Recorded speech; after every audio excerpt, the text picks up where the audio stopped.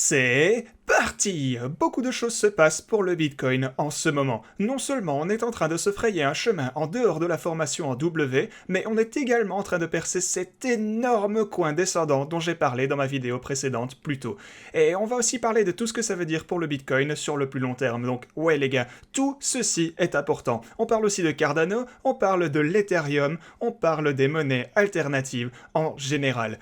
Donc bienvenue à tous, je m'appelle Maxime et je vous apporte chaque jour des nouvelles vidéos en français sur les crypto-monnaies, en vous apprenant comment vous faire de l'argent sur ce marché. Si vous êtes nouveau sur cette chaîne, alors soyez sûr de vous abonner et d'activer la cloche dès maintenant. Aussi, si vous voulez obtenir des cryptos gratuitement, vous aurez bientôt l'occasion de participer à notre giveaway hebdomadaire. On va commencer à faire gagner 25 $ en USDT chaque lundi dès qu'on atteint 250 abonnés. Donc n'hésitez pas à vous abonner, activer la cloche et mettre un j'aime sur la vidéo. Mais surtout, partagez un maximum la chaîne autour de vous parce que le plus nombreux vous êtes, le plus de crypto on pourra vous faire gagner. Et aussi les gars, avant qu'on ne saute dans le contenu de cette vidéo, il faut que je vous demande quelque chose. Vous savez que je n'ai pas l'habitude de vous réclamer des faveurs, mais en fait je suis en train de prendre part en ce moment même à la finale du meilleur YouTuber crypto, et j'y affronte CoinSkid. Et vous pouvez voir que j'ai été confronté à beaucoup de youtubeurs de qualité, comme Dash, comme Ivan Antech, comme Benjamin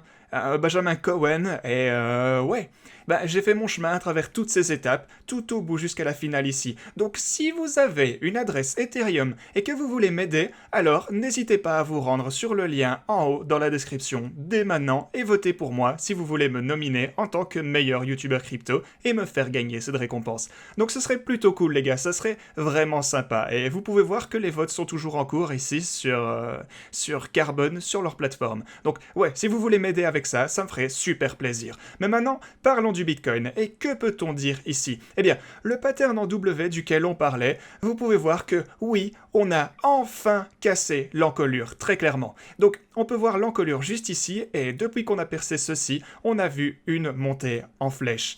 Maintenant, c'est cool, on a bien eu notre fameuse montée, et en fait, on est aussi au-dessus de ma ligne bleue, et ouais, vous savez que c'était en fait une résistance plus que décente, et si je prends les mouvements moyens, vous pouvez aussi voir qu'on est au-dessus de tous nos mouvements moyens. Donc c'est cool les gars, c'est cool, on verra bien si on a assez d'élan pour passer au-dessus de tout ça. Et pour moi, ça commence à ressembler à un renversement haussier sur le graphique de 4 heures. Bien sûr, seulement si on peut rester au-dessus de ça. Donc c'est génial. Et vous savez que je suis rentré dans un trade et j'ai pris mon profit alors qu'on s'approchait de la ligne bleue ici. Donc, j'ai pris mon profit, mais si j'avais gardé ce trade ouvert, bien sûr, je serais encore plus en profit. Mais j'ai collé à ma stratégie. Et d'un bon point de vue risque-récompense, acheter ici en bas et prendre du profit ici sur ce trade, c'était du tout bon. Bien sûr, je n'ai pas vendu le Bitcoin que j'ai acheté pour mon hodl bag. Donc ça court toujours. Et évidemment, je vous ferai savoir dès que je compte entrer dans un nouveau trade, comme d'habitude. Mais éloignons-nous du court terme pour un moment, étant donné que j'ai couvert ceci dans ma précédente vidéo du jour, et passons sur le graphique journalier. Et regardez cet énorme coin ici. Vous pouvez voir que oui, on est en effet en train de passer au-dessus de ce coin haussier. Et ceci, en perçant au-dessus du coin, ensemble avec la percée hors du pattern en W, c'est ce qui alimente cette course qu'on voit pour le moment. Et vous pouvez voir qu'on a un bon paquet d'élan ici, donc on verra bien jusqu'où ça peut aller. Mais allons voir un laps de temps encore plus grand. Donc, si on regarde les niveaux de Fibonacci ici, bien sûr vous les connaissez déjà, c'est quitte ou double ici. C'était quitte ou double sur le graphique hebdomadaire pour le Bitcoin. Parce que ce niveau de Fibonacci bleu, donc à 1.618, il devait tenir, et il a toujours tenu durant les marchés haussiers. Donc si on devait descendre ici depuis le niveau de 30 000 $, ça serait un problème. Et vous pouvez voir que durant les derniers marchés haussiers, cette ligne bleue a en fait tenu bon. Donc laissez-moi juste vous rappeler, donc la ligne bleue juste ici durant les derniers marchés haussiers, vous pouvez voir que ouais, ça a bien tenu. On a vu ce retracement, et depuis ce niveau, on est en fait passé dans la phase parabolique. Et si on continue ici pour le cycle avant celui-là, on est monté, on est redescendu sur la ligne bleue, le niveau de Fibonacci 1.618, et depuis ces niveaux, on a décollé de nouveau. Et ouais, la chose dont je vais parler aujourd'hui, c'est si on devait réellement décoller depuis ce niveau, parce que c'est ce que l'histoire nous a indiqué. L'histoire nous dit que maintenant devrait être le moment où on se rend encore plus haut. Maintenant, personnellement, je pense qu'on va bien assister à ça, mais ça devrait nous prendre un tout petit peu plus de temps pour se débarrasser de tous ces bears et on devra aller sur le côté pendant un moment avant d'avoir cette dernière et grosse poussée. Et enfin, on devrait entrer dans une période de consolidation, aller sur le côté et puis ça devient baissier pendant un moment et ouais, après tout continue.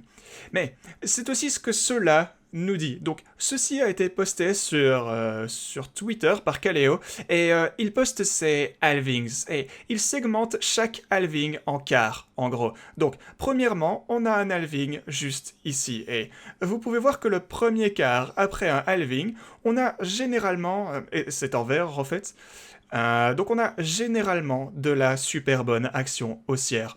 Vous pouvez voir qu'on a le halving juste ici et puis ça monte. Vous pouvez voir le deuxième halving par là et puis on monte. Et vous pouvez voir le troisième halving juste ici et on est monté. Maintenant, l'autre partie de ceci, c'est le deuxième quart après chaque halving. Donc on va regarder ça de plus près. Donc le deuxième quart après chaque halving, c'est je suppose la boîte orange ici, ou le segment orange plutôt. Et vous pouvez voir que là, c'est le moment où, durant le premier halving, on a eu la deuxième et dernière phase parabolique du marché haussier. Maintenant continuons et regardons le deuxième. Donc durant le deuxième halving, également dans cette zone orange, ou ce segment orange, c'est à ce moment qu'on a vu une autre grosse poussée pour le Bitcoin. Et donc, devinez quoi? On est pour le moment en train de passer dans le second quart de ce halving juste ici. Donc maintenant, personnellement, je dois vous dire que je suis un fan de l'allongement des cycles haussiers. Donc je ne pense pas que cet halving maintenant va faire exactement la même chose que les précédents.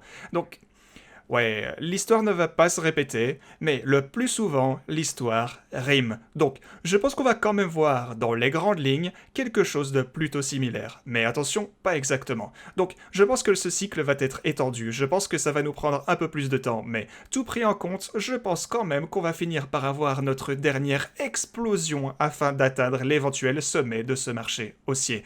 Hey, qu'est-ce que vous en pensez les gars? Faites-le moi savoir dans l'espace commentaire. Et si vous appréciez cette vidéo jusque maintenant, alors soyez sûr de vous abonner et d'activer la cloche.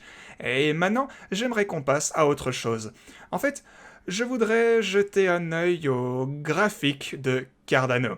Et ouais, Cardano s'est bien débrouillé. Genre, depuis mon niveau ici aux alentours d'1$, Cardano s'est super bien débrouillé. Non seulement vous avez eu la chance d'acheter du Bitcoin à partir de mes niveaux, bien sûr on a tradé toute cette zone ici, mais pour Cardano, je veux dire... Regardez, si vous achetiez ici en bas, de combien on est monté? À partir de ces niveaux, on est monté de presque 100% à partir de ma ligne orange à $1. Et continuons, regardons seulement les quelques derniers jours. Et depuis ce niveau, on est maintenant en positif de 43%. Absolument incroyable. Et ceci également me donne l'air d'être une sorte de petit triangle qu'on viendrait tout juste de percer. Ouais, effectivement. Je vous ai montré ça hier, il me semble. Laissez-moi voir. Ouais, exactement. Donc le triangle dont je parlais hier ou le jour d'avant, on est finalement passé outre. Donc tout ça, c'est vraiment, vraiment cool. Donc on a cette grosse explosion maintenant. Donc félicitations à tout qui a tradé ce triangle. Mais... regardons du côté d'Ethereum. Et c'est la même chose pour l'Ethereum. Si vous aviez acheté ici, et au fait on est sur le graphique journalier pour le moment, et si vous aviez acheté ici durant le 26 juin, et vous êtes maintenant en positif de 31%. C'est complètement fou. Maintenant, pourquoi le 25 juin? Ou plutôt pourquoi le 26 juin? Eh bien, comme vous le savez, je vous ai dit que le 25 juin allait tout changer pour l'Ethereum. Et donc avec toutes les options qui allaient expirer, ça a eu un énorme impact sur l'Ethereum. Ça a eu des répercussions massives sur le prix de l'Ethereum. C'est pas une coïncidence qu'on ait vu ça durant le 25 juin, mais durant le 26 juin, on a bien eu notre explosion. Donc, ouais... tout ça, c'est vraiment cool pour l'Ethereum. Mais ce que je voulais pointer ici, c'est que je m'attends à ce que l'Ethereum se débrouille vraiment, vraiment bien durant les quelques prochaines semaines. Je m'attends à ce que l'Ethereum, peut-être que ça va aller à l'horizontale pour peut-être 2 ou 3 semaines, mais après ça, dès qu'on entre dans la manie spéculative durant la prochaine phase de ce marché haussier, je suis convaincu que l'Ethereum va tout casser sur son passage. Et si je me rends sur le graphique du Bitcoin contre l'Ethereum, donc souvenez-vous, ici on regarde l'Ethereum comparé au Bitcoin. Et vous pouvez voir qu'on est monté ici jusqu'à la valeur de 8% de Bitcoin. Et pourquoi est-ce que je dis 8%? Eh bien, vous pouvez voir que juste ici, à ce point quand on mesure l'Ethereum comparé au Bitcoin, un Ethereum a une valeur de 0,081 1 approximativement Bitcoin. Et si on regarde également ce niveau, on vient de bouger, en fait, ça passe au décimal. Donc ceci, ce que ça veut dire quand je dis 0.08 Bitcoin, ça veut en fait dire 8% d'un Bitcoin. Ok? Donc, ok, on va maintenant... Maintenant que vous savez comment je compte expliquer ça, donc je pense que l'Ethereum va définitivement se hisser jusqu'à ce niveau à nouveau, et peut-être même le dépasser, et éventuellement atteindre, vous savez, 10% de Bitcoin, ce que vous voyez ici en haut. Donc ceci est une résistance, définitivement, mais on peut atteindre ce niveau et avoir des gains de 33% contre le Bitcoin. Donc, si le Bitcoin venait à doubler son prix, si le Bitcoin double, et qu'on voyait l'Ethereum outreperformer le Bitcoin, et attention, c'est là que ça devient un peu compliqué, mais en fait c'est vraiment facile, ça voudrait dire que l'Ethereum augmenterait de 66%, parce que ceci est 33%, et si le Bitcoin double son prix, ça fait 66%. Et c'est pas tout, je pense qu'il y a de bonnes chances qu'on puisse continuer plus haut. Donc, je suis super optimiste pour l'Ethereum, je suis super bullish pour Cardano, et en général, comme je le disais, c'est le moment de se consolider dans des monnaies alternatives de qualité qui vont avoir les meilleurs rendements durant la prochaine phase parabolique du marché haussier. Parce que, une fois qu'on est descendu à ces niveaux, je m'attendais à ce que le Bitcoin... Au fait, c'est la dominance du Bitcoin ici sur le graphique du Bitcoin. Donc, une fois qu'on est descendu ici, je m'attendais à ce que le Bitcoin outreperforme les monnaies alternatives. Et c'est ce qui s'est passé. Mais maintenant, ce que je dis, c'est que les monnaies alternatives vont outreperformer le Bitcoin. Mais je ne parle pas des meme coins. Je ne parle pas de tout ça. Bien sûr, vous pourriez avoir de la chance et entrer dans une monnaie qui va, vous savez, être boostée par Elon Musk. Mais à part ça, les altcoins de qualité vont outreperformer le Bitcoin et ça va être intéressant les gars, période vraiment palpitante. Du coup, n'oubliez pas de voter pour moi si vous appréciez tout ce que je fais sur cette chaîne et je vous dis à la prochaine.